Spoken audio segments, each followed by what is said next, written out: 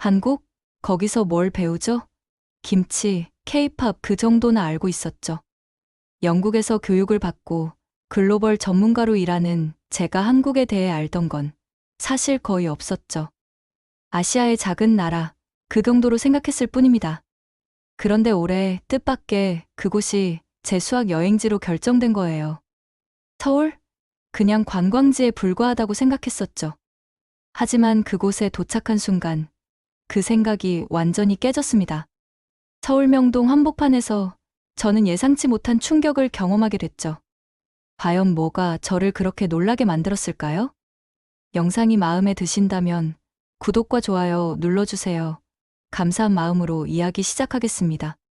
저는 런던 시티의 고층 빌딩 42층에서 내려다 보이는 템스강을 바라보며 깊은 한숨을 내쉬었습니다. 오늘도 중요한 전략 회의가 기다리고 있었죠. 국제기업 컨설팅 회사 최고 전략 고문인 저에게는 일상적인 일이지만 오늘 회의 주제가 조금 특별했습니다. 엘레나, 아시아 시장 확장 건의에 대해 어떻게 생각하십니까?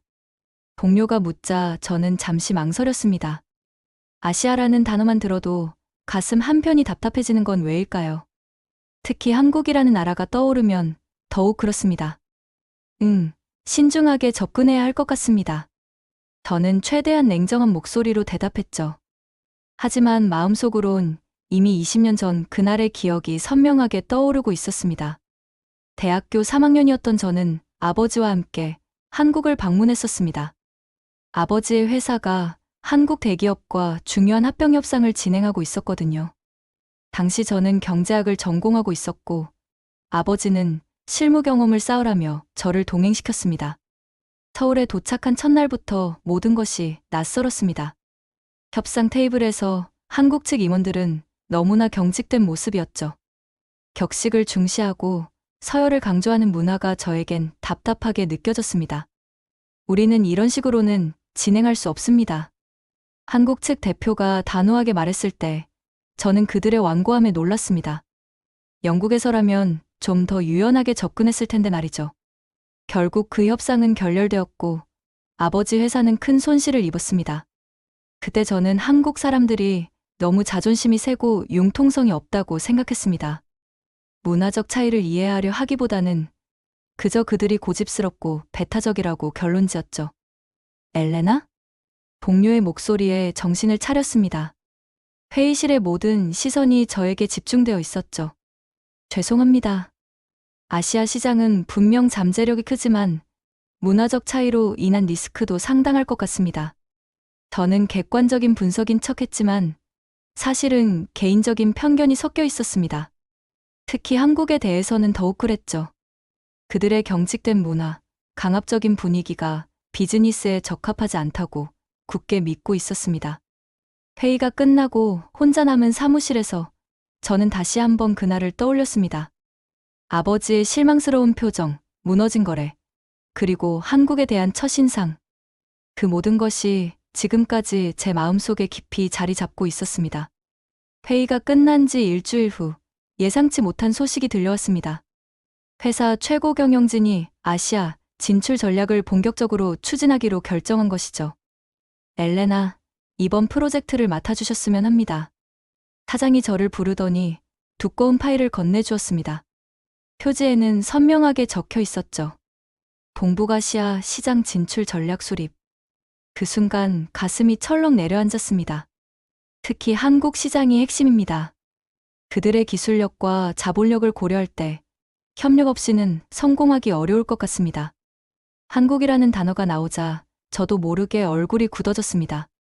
하지만 15년간 쌓아온 전문가로서의 자존심이 거부할 수는 없게 만들었죠. 언제까지 결과를 원하십니까? 다음 달 말까지요. 그러니까 한국 출장도 필요할 것 같습니다. 출장이라는 말에 속이 뒤틀렸습니다. 20년 만에 다시 그 땅을 밟아야 한다는 생각만으로도 스트레스가 밀려왔죠. 하지만 프로페셔널한 모습을 유지해야 했습니다. 알겠습니다. 최선을 다하겠습니다.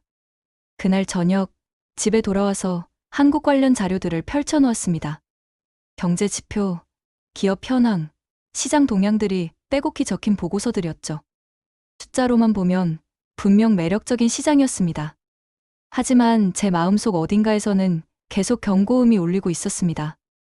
또 20년 전처럼 될 거야. 그들의 고집스러운 문화 때문에 결국 실패하고 말 거야. 저는 머릿속으로 이미 최악의 시나리오를 그리고 있었습니다. 경직된 회의실 분위기, 융통성 없는 협상 태도, 그리고 결국 결렬되는 거래. 그런 상상만으로도 벌써 지쳐 있었죠. 다음 날부터 본격적인 준비에 들어갔습니다. 한국어 기초 회화를 다시 익히고 비즈니스 매너를 공부했습니다. 팀원들과 함께 전략을 수립하고 현지 파트너 후보들을 물색했죠. 엘레나, 한국 문화에 대해 어느 정도 알고 계십니까? 후배가 물었을 때 저는 쓴웃음을 지었습니다. 글쎄요. 예전에 한 번 가본 적이 있는데 그때 경험으로는 말끝을 흐렸습니다. 개인적인 감정을 업무에 섞고 싶지 않았거든요. 하지만 속으론 이미 결론을 내리고 있었습니다. 가능한 한 빨리 업무를 처리하고 돌아오겠다고 말이죠. 출장 일정이 확정되었습니다. 2주간의 한국 방문. 서울과 부산의 주요 기업들과 미팅이 잡혀 있었습니다. 항공편 예약을 하면서도 마음 한편으론 이 모든 것이 헛수고가 될 거라는 생각이 떠나지 않았습니다. 어차피 그들은 변하지 않을 거야. 여전히 그 고루한 문화에 얽매여 있을 테고 외국인을 진정으로 받아들이지는 않을 거야. 인천공항에 발을 디딘 순간 20년 전의 기억이 물밀듯이 밀려왔습니다. 하지만 예상과 달리 공항은 매우 현대적이고 깔끔했죠. 이전에 봤던 낡은 시설과는 완전히 달랐습니다. 엘레나 하딩 고문님이십니까? 공항 출구에서 한 남성이 정중하게 인사를 건넸습니다. 한국 측 파트너 회사에서 나온 김민준 부장이었죠. 제가 예상했던 딱딱하고 경직된 모습과는 거리가 멀었습니다. 네, 맞습니다. 멀리까지 마중 나와주셔서 감사합니다. 아닙니다. 저희가 감사하죠. 바쁜 일정 중에 한국까지 와주셔서 말입니다. 김민준 부장의 말투는 따뜻했습니다. 20년 전 만났던 사람들과는 확연히 달랐죠. 예의는 갖추고 있으면서도 부담스럽지 않은 친근함이 있었습니다. 차 안에서 서울 시내로 향하는 동안 저는 창밖 풍경에 놀랐습니다. 고층 빌딩들이 질서정연하게 늘어서 있고 도로는 잘 정비되어 있었죠. 예전에 봤던 어수선한 모습은 어디에도 찾을 수 없었습니다. 많이 변했죠? 예전에도 한국에 오신 적이 있으시다고 들었습니다. 네, 오래전 일이지만요. 저는 최대한 간단히 대답했습니다. 과거 이야기를 하고 싶지 않았거든요. 다음 날 아침 첫 번째 미팅이 있었습니다. 회의실에 들어서자 여러 명의 임원들이 기다리고 있었죠. 순간 긴장이 되었습니다. 또 20년 전처럼 경직된 분위기일까봐 걱정됐거든요. 안녕하십니까? 하딩 고문님, 멀리서 와주셔서 정말 감사합니다. 박철수 상무가 일어나서 정중하게 인사했습니다. 다른 임원들도 모두 일어나 고개를 숙였죠. 하지만 그들의 표정은 딱딱하지 않았습니다. 진심 어린 환영의 미소가 있었습니다. 저야말로 이런 좋은 기회를 주셔서 감사합니다. 회의가 시작되자 또 다른 놀라움이 기다리고 있었습니다. 그들은 제 의견을 주의 깊게 들었고 질문도 적극적으로 했죠. 일방적으로 자신들의 주장만 펼치지 않았습니다. 고문님의 제안이 매우 흥미롭습니다. 하지만 한 가지 우려되는 점이 있는데 어떻게 생각하십니까? 이정희 이사의 질문은 날카로웠지만 공격적이지 않았습니다. 오히려 건설적인 토론을 이끌어내려는 의도가 보였죠. 점심시간에는 더 큰 충격이 기다리고 있었습니다. 그들은 저를 고급 한식당으로 안내했는데 분위기가 전혀 어색하지 않았습니다. 입맛에 맞으실지 모르겠네요. 너무 매우면 말씀해주세요. 박상무가 세심하게 챙겨주었습니다. 제가 젓가락 사용에 서툴자 포크를 자연스럽게 가져다 주기도 했죠. 한국 음식 정말 맛있네요. 예전에 먹어봤을 때와는 완전히 다른 것 같습니다. 아, 그러셨군요. 요즘은 외국인 입맛에 맞게 조리하는 곳들이 많아졌거든요. 그들의 배려심에 저도 모르게 마음이 누그러졌습니다. 20년 전에 느꼈던 차갑고 배타적인 분위기는 어디에도 없었죠. 오히려 따뜻하고 포용적인 느낌이 들었습니다. 오후 미팅이 끝난 후 김민준 부장이 제안했습니다. 시간이 되시면 서울 시내를 한번 둘러보시는 게 어떨까요? 업무에도 도움이 될 것 같습니다. 처음엔 거절하려 했지만 현지 상황을 파악하는 것도 필요하다고 생각했죠. 그래서 함께 나서게 되었습니다. 첫 번째로 간 곳은 강남 지역이었습니다. 차에서 내리자마자 저는 입을 다물 수 없었습니다. 런던의 시티 못지않게 세련된 고층 빌딩들이 즐비했거든요. 이 건물들이 언제 지어진 건가요? 대부분 2000년대 이후에 지어졌습니다. 계속 재개발되고 있어서 새로운 건물들이 계속 올라오고 있죠. 김 부장의 설명을 들으며 거리를 걸었습니다. 보도는 깔끔하게 정비되어 있었고 신호등 체계도 매우 체계적이었죠. 사람들은 질서정연하게 움직였고 거리에 쓰레기 하나 보이지 않았습니다. 이게 정말 20년 전에 봤던 그 서울인가? 마음속으로 중얼거렸습니다. 예전 기억 속에 어수선하고 정돈되지 않은 도시와는 완전히 달랐거든요. 지하철역에 들어갔을 때는 더욱 놀랐습니다. 영국의 지하철과 비교해도 전혀 뒤떨어지지 않았죠. 오히려 더 현대적이고 깨끗했습니다. 와, 정말 깨끗하네요. 서울 지하철은 세계에서도 손꼽히는 시스템이죠. 시간도 정확하고 안전합니다. 김 부장이 자랑스럽게 말했습니다. 하지만 과장하는 기색은 전혀 없었죠. 실제로 지하철 내부는 정말 깨끗했고 사람들도 매너를 잘 지키고 있었습니다. 명동으로 이동해서는 또 다른 모습을 봤습니다. 전통과 현대가 조화롭게 어우러진 거리였죠. 한복을 입은 사람들과 최신 패션의 젊은이들이 자연스럽게 섞여 다니고 있었습니다. 저기 보이는 건물들은 어떤 용도인가요? 대부분 쇼핑몰이나 백화점입니다. 관광객들이 많이 찾는 곳이기도 하고요. 상점들을 둘러보니 정말 다양한 브랜드들이 입점해 있었습니다. 유럽 명품 브랜드부터 한국 로컬 브랜드까지 선택의 폭이 넓었죠. 하지만 여전히 마음 한편에서는 의심이 들었습니다. 이건 겉모습일 뿐이야. 진짜 한국 사회의 모습은 따로 있을 거야. 저녁 시간에 홍대 지역을 방문했습니다. 젊은이들로 가득한 거리는 활기에 넘쳤죠. 카페와 레스토랑, 클럽들이 즐비했고 거리 공연도 곳곳에서 열리고 있었습니다. 한국 젊은이들이 참 자유롭게 사는 것 같네요. 네, 요즘 세대들은 정말 개방적이죠. 예전과는 많이 달라졌습니다. 김 부장의 말에 고개를 끄덕였지만 여전히 반신반의했습니다. 겉으로 보이는 자유로움이 진짜일까 의문이 들었거든요. 한국 사회 특유의 경직성이 어딘가에 숨어 있을 거라고 생각했습니다. 호텔로 돌아가는 길에 한강을 건넜습니다. 밤에 본 한강은 정말 아름다웠죠. 양쪽 강변에 불빛들이 반짝이고 유람선들이 평화롭게 떠다니고 있었습니다. 런던의 템스강과 비슷하면서도 다른 매력이 있네요. 맞습니다. 한강은 서울 시민들의 휴식처이기도 해요. 그날 밤 호텔 방에서 하루를 정리하며 생각에 잠겼습니다. 분명 겉으로 보기에는 놀라운 발전이었습니다. 하지만 이것이 진짜 한국의 모습일까요? 여전히 확신이 서지 않았습니다. 다음 날 본격적인 회사 방문 일정이 시작되었습니다. 대기업 본사에 들어서자 직원들의 움직임이 눈에 들어왔죠. 모든 것이 체계적이고 질서정연했습니다. 회의 시간 5분 전입니다. 준비 완료하시기 바랍니다. 비서가 정확한 시간을 알려주었습니다. 5분이라는 시간도 정확히 지켜졌죠. 영국에서라면 다소 여유를 두고 시작했을 텐데 여기서는 정말 칼같이 시간을 지켰습니다.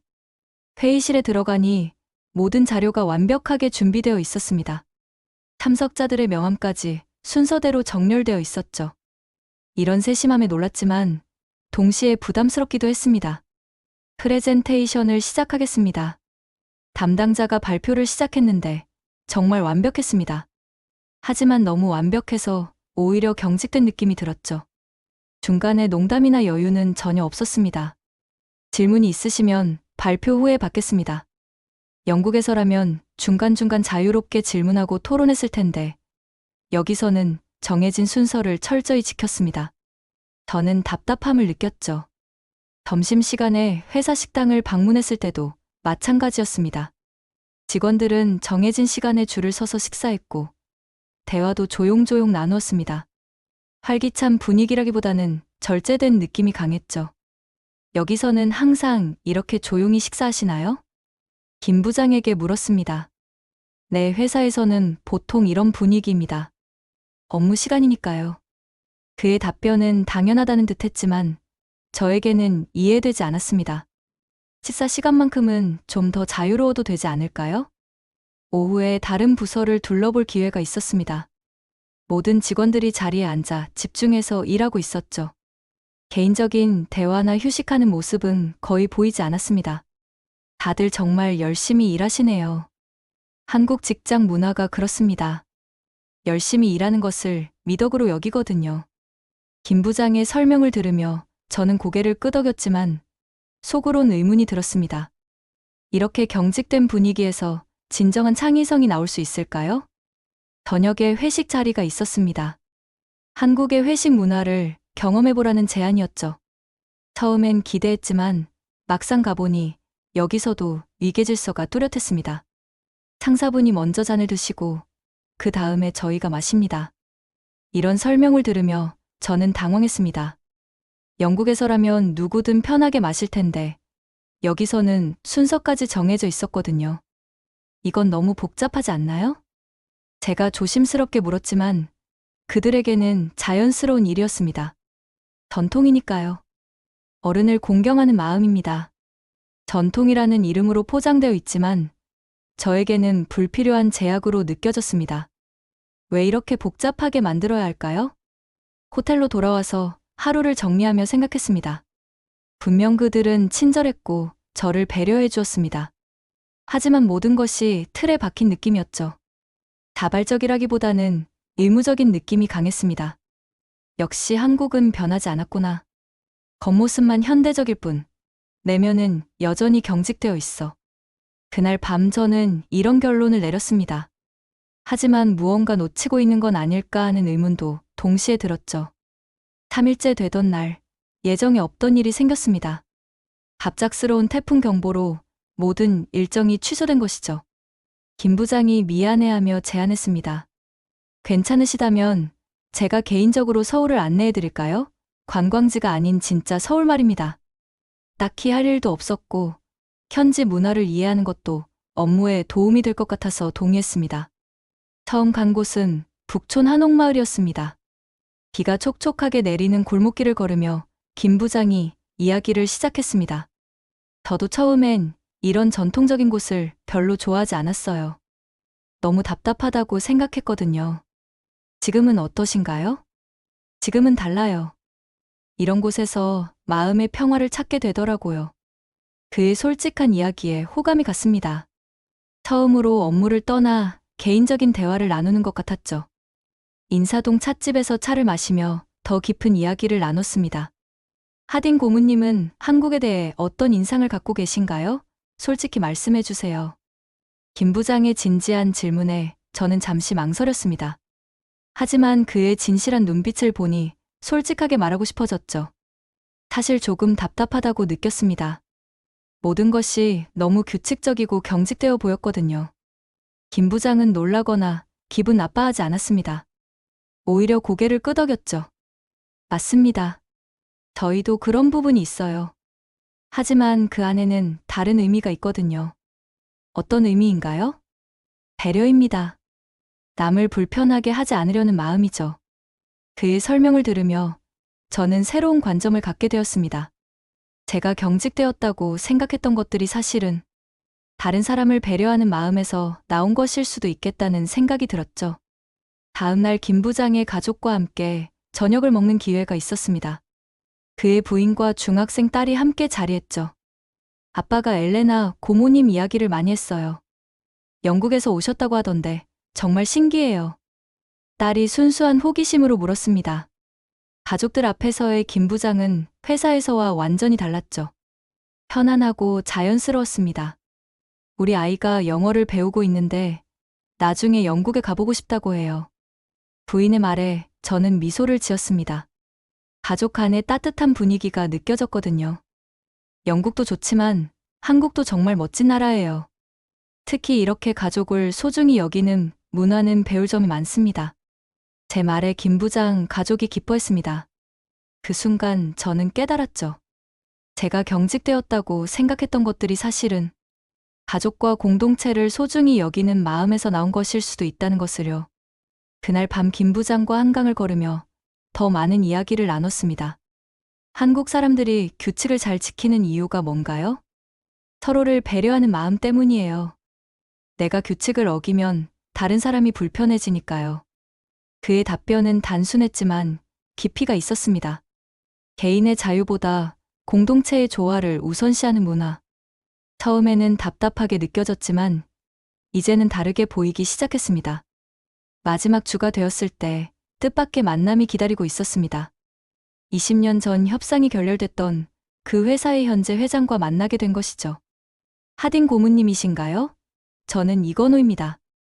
이건호 회장은 당시 협상 담당자였던 분이었습니다. 세월이 흘러 회장이 되셨지만 저를 기억하고 계셨죠. 오래전 일이지만 기억납니다. 그때 참 안타까웠어요. 회장의 첫마디에 저는 긴장했습니다. 혹시 그때 일을 들추어내려는 건 아닐까 걱정됐거든요. 사실 그 이후로 줄곧 아쉬웠습니다. 문화적 차이를 좀 더 이해했다면 결과가 달랐을 텐데요. 예상과 달리 회장은 자책하는 말을 하셨습니다. 저는 당황했죠. 아니에요. 저희도 부족한 점이 많았습니다. 그때 저희가 너무 경직되어 있었나 봅니다.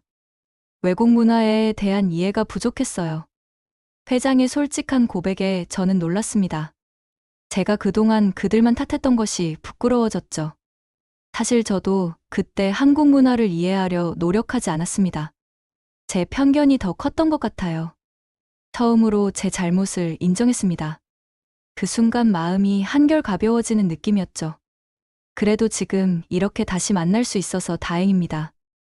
이번에는 더 좋은 결과를 만들어 보죠. 회장의 미소에서 진심이 느껴졌습니다. 20년 전의 상처가 조금씩 아물어가는 것 같았죠. 점심 식사를 하며 더 깊은 대화를 나눴습니다. 그때 저희가 고집을 부린 이유가 있었어요. 당시에는 외국 기업들이 한국을 무시하는 경우가 많았거든요. 그런 배경이 있었군요. 전혀 몰랐습니다. 네, 그래서 더 까다롭게 굴었나 봅니다. 우리도 인정받고 싶었거든요. 회장의 설명을 들으며 저는 그제서야 당시 상황을 이해할 수 있었습니다. 그들의 강경한 태도가 자존심이나 완고함 때문이 아니라 존중받고 싶은 마음에서 나온 것이었다는 걸 알게 됐죠. 제가 너무 성급하게 판단했나 봅니다. 그들의 입장을 이해하려 하지 않았어요. 서로 오해가 있었던 거죠. 지금 생각해보면 소통이 부족했던 것 같아요. 그날 오후 회장은 직접 회사 곳곳을 안내해 주셨습니다. 20년 전에는 볼 수 없었던 것들이 많았죠. 저희도 많이 변했습니다. 글로벌 스탠다드에 맞추려고 노력하고 있어요. 실제로 회사 분위기는 이전과 완전히 달랐습니다. 외국인 직원들도 많았고 회의 방식도 더 개방적이었죠. 하지만 우리만의 정체성은 잃지 않으려 합니다. 조화를 이루는 게 중요하거든요. 회장의 말에 깊이 공감했습니다.